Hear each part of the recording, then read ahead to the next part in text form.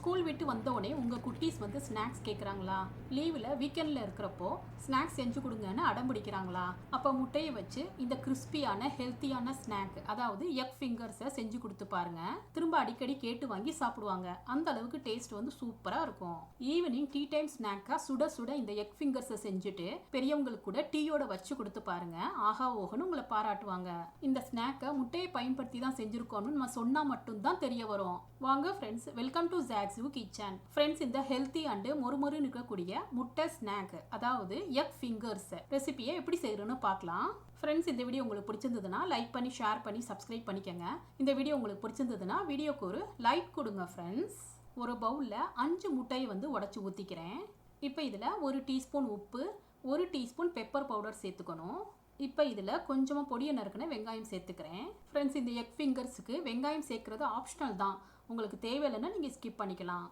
இப்போ இதில் 1 பச்சை மிளகாயை இந்த மாதிரி பொடியாக கட் பண்ணிவிட்டு சேர்த்துக்கணும். ஃப்ரெண்ட்ஸ், குழந்தைகள் கொடுக்குறதா இருந்தால் பச்சை மிளகா வந்து ஸ்கிப் பண்ணிக்கோங்க. லாஸ்ட்டாக பொடியை நறுக்கின கொத்தமல்லியை கொஞ்சம் சேர்த்துக்கலாம்.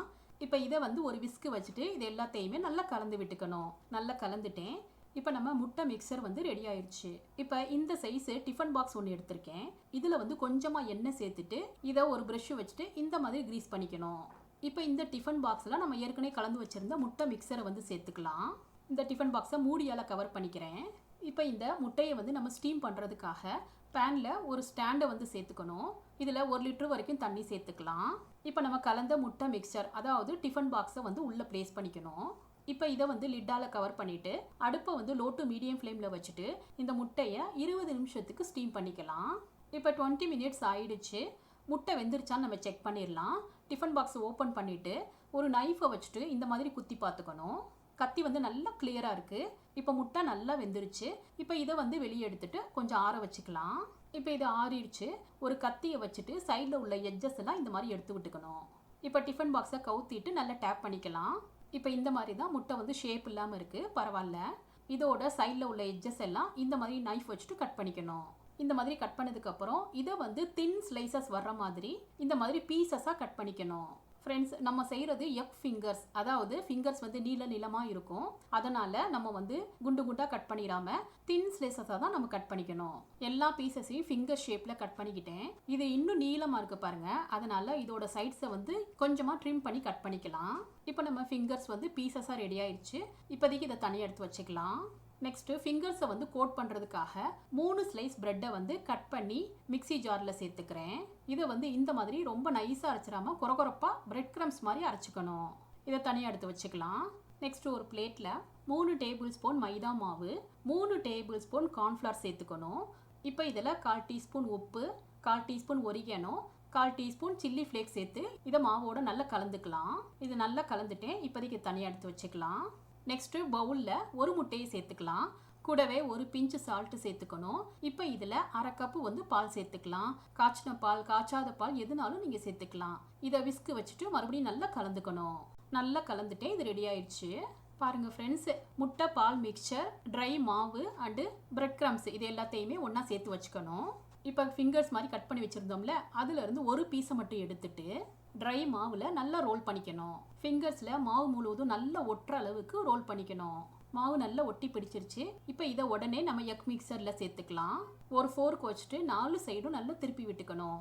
இப்போ ஃபிங்கர்ஸ் முழுவதும் எக் மிக்சரால் கவர் ஆயிடுச்சு. இப்போ இதை உடனே பிரெட் க்ரம்ஸில் சேர்த்துக்கணும். இப்போ இதில் சேர்த்ததும் கைகளை வச்சுட்டு பிரெட் க்ரம்ஸை மேலே எடுத்து விட்டு இந்த மாதிரி நல்லா ரோல் பண்ணிக்கணும். பாருங்கள் ஃப்ரெண்ட்ஸ், பிரெட் க்ரம்ஸ் நல்லா கவர் ஆயிடுச்சு பாருங்கள். இப்போ நம்ம இந்த ஃபிங்கர்ஸை இன்னும் நம்ம கிறிஸ்பி ஆக்குறதுக்காக மறுபடியும் இதை வந்து எக் மிக்சரில் டிப் பண்ணிவிட்டு இதை அப்படியே எடுத்து பிரெட் க்ரம்ஸால் நல்லா ரோல் பண்ணிக்கணும். இந்த மாதிரி நம்ம 2வது தடவையும் நம்ம பிரெட் க்ரம்ஸால் கோட் பண்ணுறப்போ நம்ம எக் ஃபிங்கர்ஸ் வந்து நல்லா கிறிஸ்பியாக மொறுன்னு இருக்கும். ஃப்ரெண்ட்ஸ், உங்கள் விருப்பம் தான். நீங்கள் வந்து மறுபடியும் பிரெட் க்ரம்ஸால் 2வது தடவை கோட் பண்ண விரும்பலைன்னா நீங்கள் ஒரு தடவை மட்டும் கோட் பண்ணி எடுத்துக்கலாம். பாருங்கள் ஃப்ரெண்ட்ஸ், பிரெட் க்ரம்ஸு ஃபிங்கர்ஸில் நல்லா கோட் ஆகிருக்கு. இப்போ இன்னொரு பீஸையும் நான் கோட் பண்ணி காமிக்கிறேன் பாருங்கள். இதே மாதிரி இன்னொரு பீஸ் எடுத்துட்டு ட்ரை மாவில் நம்ம கோட் பண்ணிவிட்டு முட்டை மிக்சரில் டிப் பண்ணிக்கணும். இப்போ இதை ஃபோர்க்கால் எடுத்துட்டு பிரெட் க்ரம்ஸில் நல்லா ரோல் பண்ணிக்கணும். ஃபர்ஸ்ட் டைம் இந்த மாதிரி ரோல் பண்ணதும் மறுபடியும் எக் மிக்சரில் சேர்த்துட்டு 2வது தடவை பிரெட் க்ரம்ஸில் கோட் பண்ணி எடுத்துக்கணும். இதே மாதிரி நான் 8 எக் ஃபிங்கர்ஸ் வரைக்கும் கோட் பண்ணி ரெடி பண்ணிட்டேன். இப்போ இந்த எக் ஃபிங்கர்ஸை உடனே ஃப்ரை பண்ணிடலாம். பேனில் ஆயில் சேர்த்துருக்கேன். எண்ணெய் சூடானதும் அடுப்பை வந்து லோ டு மீடியம் ஃப்ளேமில் வச்சுட்டு வந்து 4 எக் ஃபிங்கர் பீஸை மட்டும் சேர்த்துக்கிறேன். இப்போ இது ஒரு சைட் கலர் சேஞ்ச் ஆனதும் இந்த 4 பீஸையும் ஒவ்வொன்றா திருப்பி விட்டுக்கலாம். திருப்பி விட்டு நல்ல கோல்டன் ப்ரௌன் ஆகிற வரைக்கும் ஃப்ரை பண்ணிக்கலாம். இப்போ பாருங்கள் ஃப்ரெண்ட்ஸ், நல்ல கோல்டன் ப்ரௌனாக ஃப்ரை ஆயிடுச்சு. இப்போ இதை ஒவ்வொரு பீஸாக எண்ணெயிலேருந்து வெளியே எடுத்துடலாம். இதே மாதிரி மீதமுள்ள பீசஸையும் எண்ணெயில் சேர்த்துட்டு நல்ல கோல்டன் ப்ரௌனாக ஃப்ரை பண்ணி எடுத்துக்கிறேன். அவ்வளோதான் ஃப்ரெண்ட்ஸ், நம்மளோட எக் ஃபிங்கர்ஸ் பார்க்குறதுக்கே நல்ல கோல்டன் கலரில் டெம்ப்டிங்காக கிறிஸ்பியாக இருக்குது பாருங்கள். கெச்சப்போட தொட்டு சாப்பிட்டாலே டேஸ்ட் வந்து அட்டகாசமாக இருக்கும். கண்டிப்பாக ஒரு தடவை ட்ரை பண்ணி பாருங்கள். ஃப்ரெண்ட்ஸ், இந்த கிறிஸ்பியான எக் ஃபிங்கர்ஸ் ரெசிபி உங்களுக்கு பிடிச்சிருந்ததுன்னா நீங்கள் ட்ரை பண்ணி உங்கள் எக்ஸ்பீரியன்ஸை கமெண்ட்டில் ஷேர் பண்ணுங்கள். சுவையான சமையல், சுகமான வாழ்வு. தேங்க்யூ.